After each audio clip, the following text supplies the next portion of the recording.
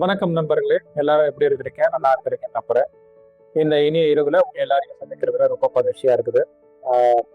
Friday எல்லாரும் அழகை எடுத்து வச்சிருப்போம். வீக்கெண்டுக்காகவே கடைசி படிப்போம். இந்த வீக்கெண்ட் உங்க எல்லாருக்கும் நல்லா அமையட்டும். வாங்க நம்ம கதைக்குள்ள போகலாம். சிவகாமியின் சபதம், பரஞ்சோதியும் பாரல்.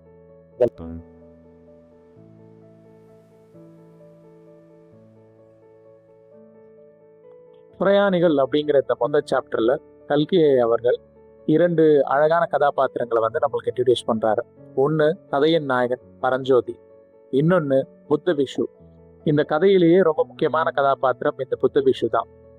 ஸோ இவங்க 2 பேரையுமே ஃபர்ஸ்ட் வரிகள்லயே ஒரு சில வரிகள்லயே கல்கி அவர்கள் இன்ட்ரடியூஸ் பண்ணிடுறாரு.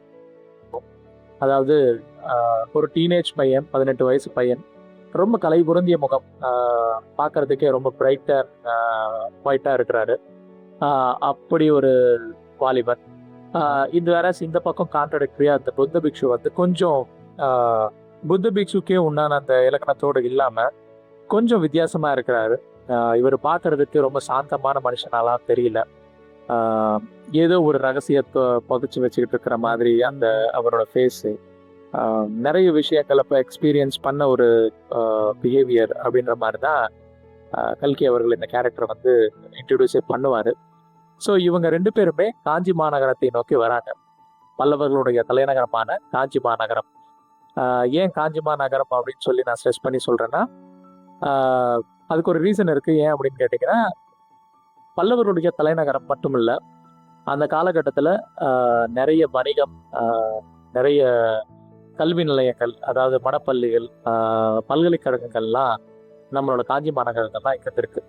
அப்படிப்பட்ட ஒரு கிரேட் சிட்டிக்கு கிராமத்திலிருந்து, சோழ தேசத்து கிராமத்திலிருந்து பரஞ்சோதி வருகிறார். அவர் என்ன காரணத்துக்காக வருகிறார் அப்படின்னு இன்னும் ஒரு சில நிமிடங்களை சொல்ல போறேன்.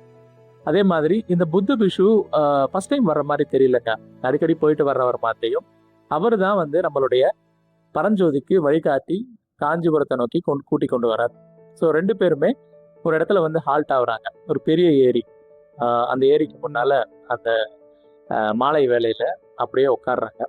உட்காந்துட்டு 2 பேரும் ஒரு சின்ன டிஸ்கஷன் போகுது. நம்மளுடைய பரஞ்சோதி கேட்குறார், ஐயா இங்கேருந்து எவ்வளோ தூரம் இன்னும் அப்படின்னா, போயிடலாம்ப்பா, இன்னொரு 1/4 மணி நேரத்தில் காஞ்சி மாநகரத்தை அடைஞ்சிடலாம் அப்படின்னு சொல்லி புத்த பிக்ஷு சொல்றாரு. சரி ஐயா, நான் கொஞ்சம் நேரம் உட்காந்துட்டு வரேன், நான் ரொம்ப தூரம் பயணம் செஞ்சது, எனக்கு களைப்பா இருக்கு அப்படின்னு சொல்லிட்டு அந்த இடத்துல பரஞ்சோதி கொஞ்சம் ரெஸ்ட் எடுக்கலாம் அப்படின்னு சொல்லி உட்காடுறாங்க. உட்காந்துட்டு அப்படியே அந்த ஏரியா ரசிச்சு பார்க்குறாரு. இந்த இடத்துல கல்கியோட வர்ணனை வந்து சான்ஸே இல்லைங்க. நான் நிறைய வாட்டி வேந்திருக்கேன், எப்படி வந்து ஒரு மனுஷனால அந்த எழுத்து வடிவத்துல இவ்வளோ ஒரு வர்ணனையை கொண்டு வர முடியும் அப்படின்னு சொல்லிட்டுலாம் நான் பயங்கரமா வியந்து போயிருக்கேன். ஏன் அப்படின்னா, நம்ம ரொம்ப ஆழ்ந்து அந்த இயற்கை காட்சிகளை ரசிச்சா மட்டும்தான் ஒரு துல்லியமா அந்த எழுத்துக்களை நம்மளால கொண்டு வர முடியும். அது வந்து எப்பவுமே வியப்பா இருக்கும். அதே மாதிரி தான் அந்த பொன் மாலை நேரத்துல வந்து என்ன நடக்குது அப்படின்ற சுச்சுவேஷனை வந்து அவர் எக்ஸ்பிளைன் பண்ணியிருப்பாரு. அதாவது அந்த மகேந்திர தடாகத்தின் மேல சூரியனின் செங்கதிர்கள் பட்டு ஒரு பக்கம் வந்து அப்படியே ஒரு பொண்ணு மின்ற மாதிரியான ஒரு காட்சி அமைக்கும். அப்படியே கொஞ்சம் தூரம் போனீங்கன்னா அந்த மகேந்திர தடாகத்தை சுற்றி இருக்கிற குன்றுகளின் நிழல்கள் பட்டு அந்த இடத்துல கொஞ்சம் ப்ளூயிஷா, டார்க் ப்ளூயிஷா இருக்கிற மாதிரியும் எக்ஸ்பிளைன் பண்ணியிருப்பாரு. அப்படியே அந்த டார்க் ப்ளூயிஷா இருக்கிற இடத்துல இந்த வெண்ணிற தாரைகள்லாம் வந்து அப்படியே உட்காந்து விளையாடிக்கிட்டு இருக்கிற காட்சிகள்லாம் வந்து அழகாக எக்ஸ்பிளைன் பண்ணியிருப்பாரு. அப்படியே 2 பேரும் மெய்மறந்து அந்த காட்சிகளை பார்த்துட்டு இருப்பாங்க. சடனா வந்து சரிப்பா நான் கிளம்புறேன் அப்படின்னு சொல்லி ஒரு குரல் கேட்கும். அப்படியே அந்த காட்சியிலிருந்து பரஞ்சோதி வெளியே வந்து சுவாமி அப்படின்னுவாரு. சரிப்பா, உனக்கு தான் என் கூட வர விருப்பம் இல்லையே, நான் கிளம்புறேன் அப்படின்னு சொல்லிட்டு சொல்லுவாரு. அப்படிலாம் இல்லை அப்படின்னு சொல்லிட்டு இவருமே அவரோட தடியை எடுத்துக்கிட்டு கிளம்பி விழுவார். அந்த தடியை ஞாபகம் வச்சுக்கோங்க. ஸோ 2 பேரும் மறுபடியும்